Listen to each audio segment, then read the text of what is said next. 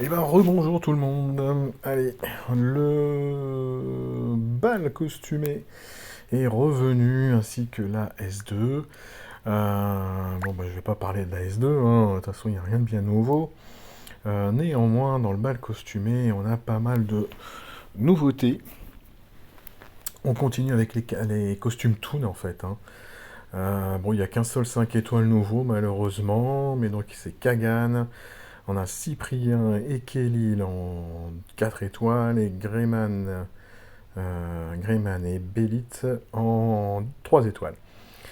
Bah tiens, on va commencer par les 3 étoiles. Allez, soyons fous. Belit, donc comme tous les costumes tournes, hein, les héros en fait reprennent leur classe initiale. Voilà, il était druide sur sa version de base, a été passé magicien sur son costume 1, si on peut dire costume 1, il n'y en a pas jamais eu 2 pour les 3 étoiles. Le costume toon, donc elle redevient druide. Le bonus, bah, ça va pas changer hein, depuis qu'ils ont balancé des costumes toon pour les 3 étoiles, c'est 15, 15, 20 et 5%. Alors, qu'est-ce qui se passe? On était à 509 de dégâts, ouais, bon, en même temps c'est pas vraiment un héros qui fait des dégâts. On perd un peu en défense par contre, hein. Les points de vie ça bouge pas du tout. Et donc elle gagne en attaque, elle perd en défense, c'est dommage. J'aurais préféré justement limite qu'ils augmentent encore un peu plus la défense et qu'ils baissent l'attaque en l'occurrence, mais bon, tant pis, c'est comme ça. Brume cartoonesque, mana moyen, ça n'a pas changé. Elle va restaurer 35% de la santé de tous, c'était 32 avant. Donc c'est un soin qui est un peu plus costaud, ça c'est chouette. Tous les alliés vont recevoir plus 34% de défense pour 3 tours. Ça, elle ne faisait pas, hein. Cet effet appliqué ne peut pas être purifié, dure 2 tours de plus sur tous les personnages nature. Bah c'est chouette, hein, parce que c'est pour tous, donc 3 tours, c'est pas forcément très très long, hein, mais c'est pour tous les héros, c'est pas que les voisins. Moi j'aime bien, je trouve ça sympa. Si on a un tournoi où le rouge est interdit, bah, elle peut tout à fait intervenir dans une team, alors peut-être pas en tank, hein, mais elle peut tout à fait intervenir peut-être en position 2 ou 4, histoire de... Enfin plutôt même 2 je dirais. Et si le tank est vert aussi, puisque le feu est interdit, eh ben, ça va donner 5 tours de défense, donc c'est chouette. Et puis donc dernière ligne, ça elle faisait déjà, c'est elle retire les bonus de tous.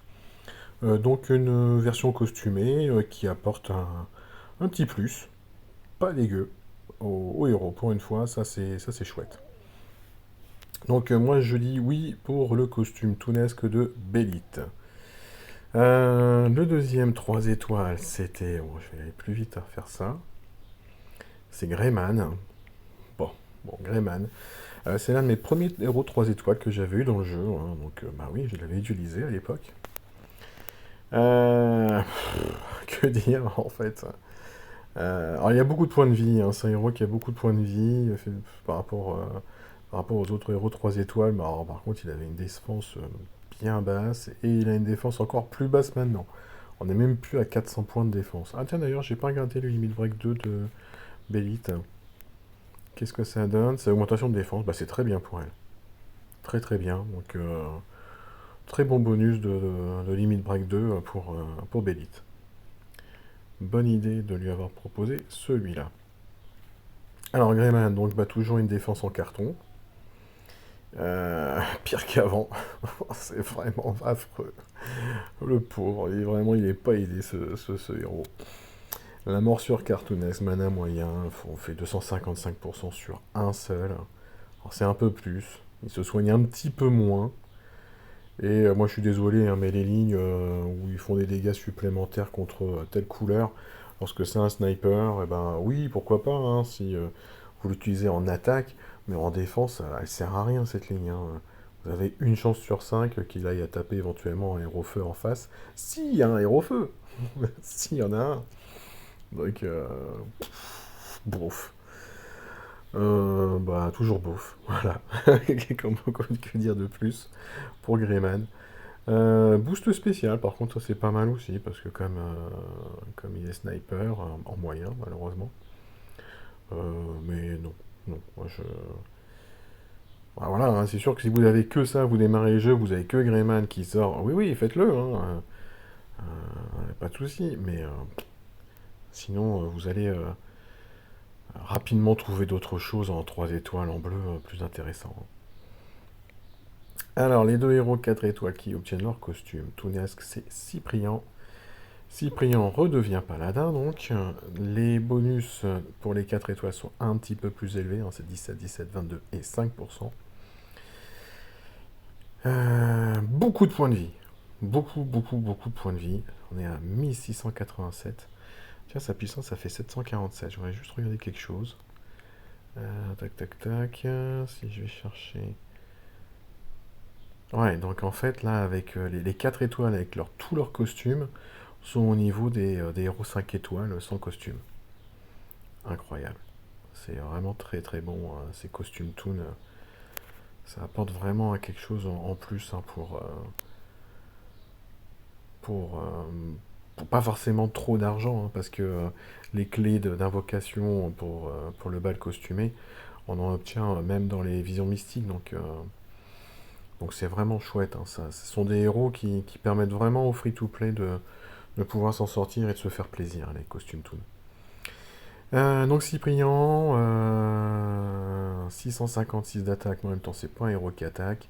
703 de défense, ouais, c'est quasiment kiff-kiff, hein, par rapport à la version de base. Donc beaucoup de points de vie, surtout beaucoup de points de vie, hein. Le lanceur et les alliés à proximité, donc c'est que pour 3 héros, riposte avec 125% des dégâts qu'ils reçoivent pendant 5 tours. Bon, bah c'est exactement la même chose, sauf que ça dure 2 tours de plus pour les héros sombres et c'est non dissipable pour les héros sombres toujours. Euh,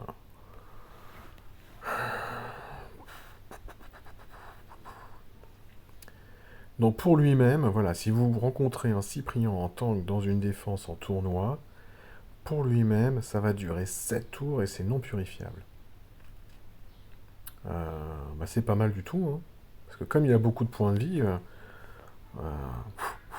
vous allez ramer à le dégommer, hein. En plus, il est paladin, donc il peut se rajouter un petit bonus de défense. Ouais, oui, oui, oui, pourquoi pas, ouais. Ouais, ouais, moi je trouve ça intéressant. Après, est-ce que dans une défense, vous allez mettre plusieurs héros sombres? Bon, si le jaune est interdit, oui, éventuellement. Mais il faut que le copain sombre il soit à côté de lui, hein. Si, voilà, si vous mettez Cyprien en tank, excusez-moi, en tank et que le deuxième héros sombre il est en position 1 ou 5 sur les ailes, bah il profitera pas de la riposte, donc il ne profitera pas non plus des 2 tours supplémentaires. Donc il faudrait que le deuxième héros sombre soit à côté. Bon, c'est faisable, hein. C'est faisable, ça fait encore une fois un héros qui va durer encore plus longtemps. Euh, Son pouvoir de limite break 2, c'est la contre-attaque, bah normal, hein. Il fait déjà de la contre-attaque, hein, sauf que celui-là, il peut être dissipé, hein. Alors la vache, ouais, quand on regarde les statistiques en limite break 2, c'est supérieur par exemple, moi j'ai une référence, hein, c'est Riz que j'ai dans mon deck, qui est limite break 1 talent max, il est à 1000 de puissance. Donc là, il est au-dessus d'un Riz en limite break 1. Waouh, c'est fort, hein. C'est franchement fort, c'est limite break 2, hein. Et ses costumes toon. Donc pour moi, Cyprien, oui, pourquoi pas. Kelil. Kelil redevient voyou, donc. 815 d'attaque. Elle fait un peu plus d'attaque. Elle perd en défense, hein, 40 points de défense. Ça lui fait mal, hein. Point de vie, c'est quasiment identique. Toujours rapide, toujours sniper. 325% de dégâts à la cible. 216 points de dégâts de brûlure sur 3 tours, hein. Ça fait donc 72 points de dégâts par tour. Inflige des dégâts supplémentaires contre la nature. Bon, bah, à vous de taper sur un héros vert, hein, pour que ce soit un peu plus mordant, quoi, on va dire. Euh, Moi, j'aime beaucoup Kelil, hein, mais j'aime beaucoup Kelil dans sa version là. Je crois que c'est son costume 2, celui-là. Ouais, elle fait 220 sur 3. C'est très très bon. Elle fait des dégâts de brûlure sur 3 tours aussi, sur 3 ennemis aussi. Vous voyez, là, quand on voit qu'elle fait 216 sur 3 tours, mais à un seul héros, Là, elle en faisait 204 sur 3. Hein. Et elle se soignait en plus, avec les dégâts de brûlure. Euh...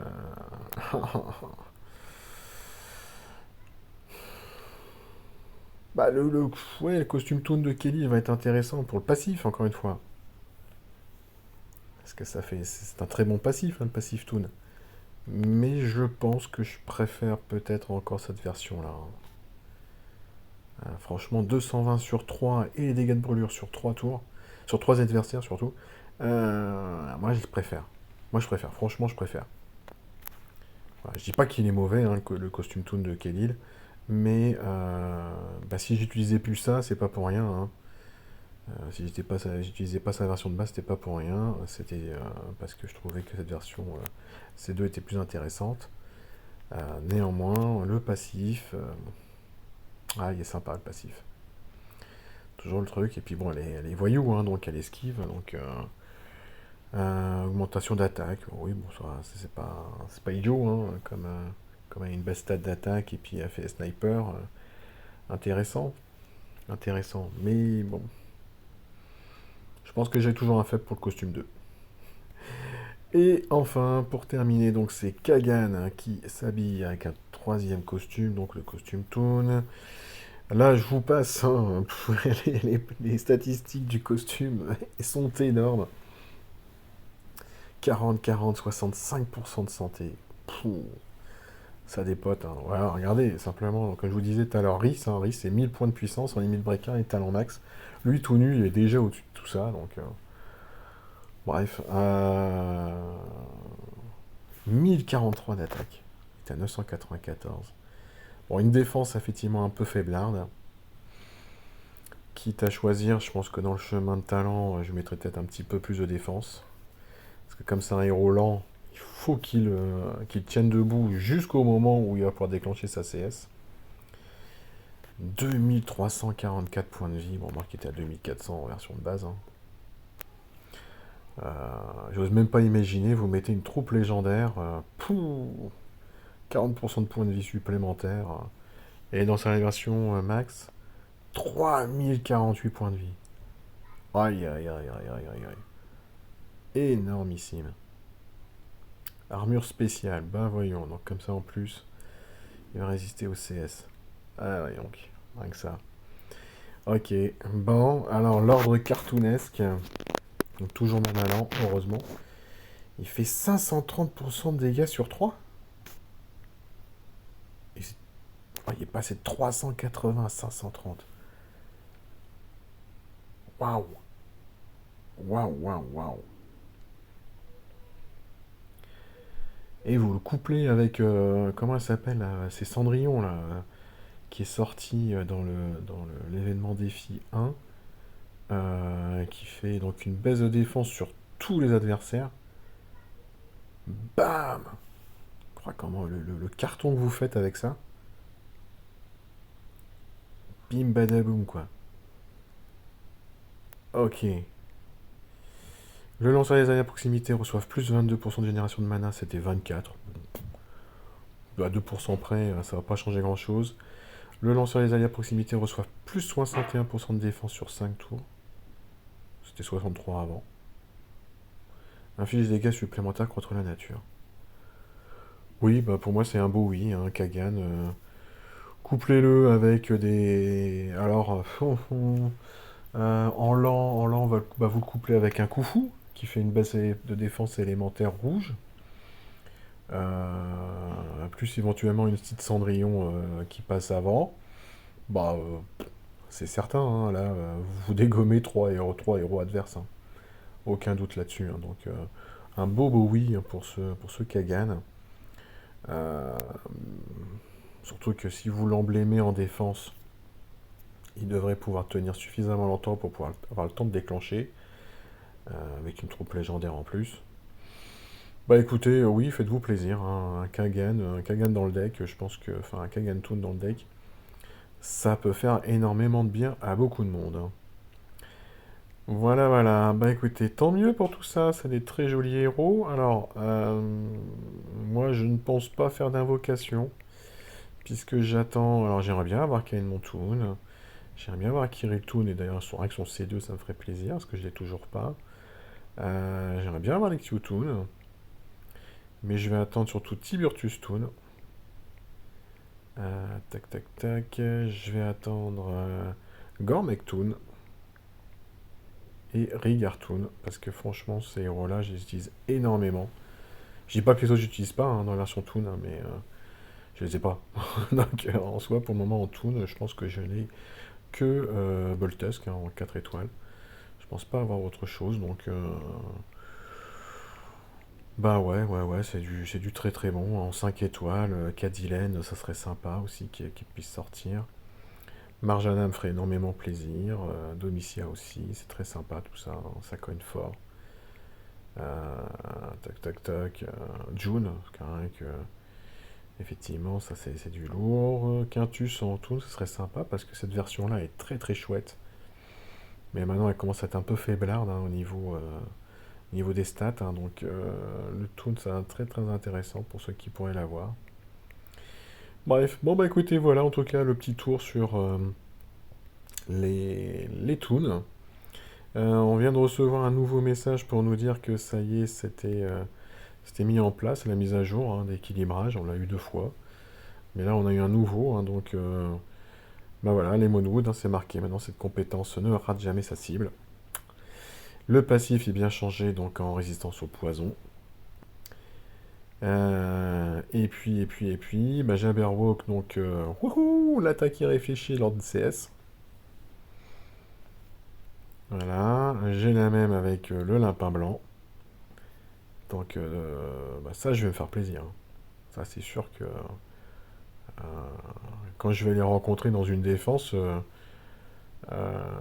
il va vraiment falloir faire très attention à pas trop les déclencher parce que autant et c'est pas des héros non plus surpuissants, mais une chance sur deux de foutre une attaque irréfléchie, ça va faire mal, hein. Moi, je vois déjà mon petit Finlay, là, que j'utilise quand même très très souvent euh, en attaque. Lorsqu'en fait, il balance des dégâts de poison à tous, et puis c'est pas un petit peu, c'est 624. Euh, Bah, de temps en temps, ça me ronge mes adversaires tout doucement, et puis après, je gagne. Bah, je me dis que les attaques irréfléchies, là, des deux pépères, hein, Jabberwock et Lapin Blanc dans mon deck, ça va être cool. Comme en plus, c'est vraiment quelque chose dont je manque dans mon deck, hein, voilà, j'ai Kunshanku, j'ai Cupido que je suis en train d'améliorer pour faire des trucs justement d'attaque irréfléchie ou de soins irréfléchis.